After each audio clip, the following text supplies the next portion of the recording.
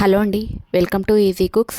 ఈరోజు మనము ఎప్పుడైనా మనకు స్వీట్ తినాలనిపించినప్పుడు తొందరగా అయిపోయే స్వీట్ని ఎంచుకుంటాం కదా, అందులో ఇది కూడా ఒకటి.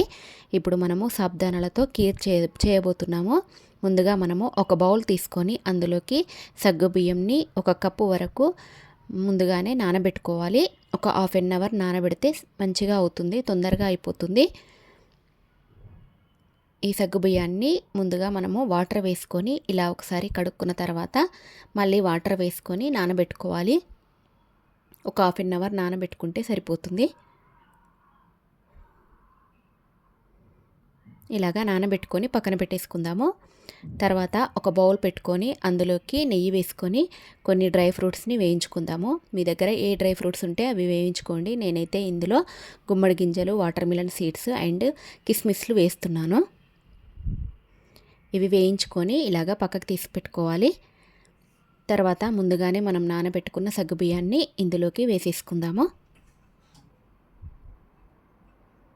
ఇలాగా సగ్గుబియ్యాన్ని అన్నిటినీ వేసేసుకొని కొద్దిగా ఫ్రై అవ్వనివ్వాలి, కొంచెం ఫ్రై చేసుకోవాలి.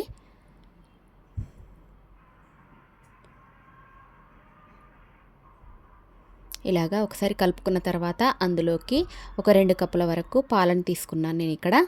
మీ దగ్గర కుంకుమ పువ్వు కానీ ఇంకా వేరే ఏదైనా ఫుడ్ కలర్ కానీ వేసుకోవాలనుకుంటే వేసుకోండి. నా దగ్గర లేదు కాబట్టి నేను కొద్దిగా చిటికెడు పసుపు వేసుకున్నాను నేను ఇక్కడ, కలర్ కోసం అండి ఇది. ఇలాగా కలుపుకున్న తర్వాత 1 కప్పు మనం సగ్గుబియ్యం తీసుకున్నాం కదా, 1 కప్పు వరకు షుగర్ వేస్తున్నాను నేను ఇక్కడ.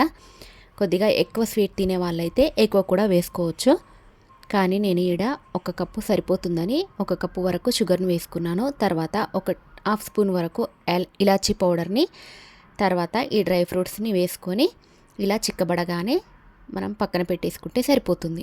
సగ్గుబియ్యం సాబుదానా కీర్ రెడీ అయిపోతుందండి. ఇలాగా వేడిగా కానీ లేదా చల్లగా కానీ తీసుకుంటే చాలా బాగుంటుంది, చాలా టేస్టీగా కూడా ఉంటుంది.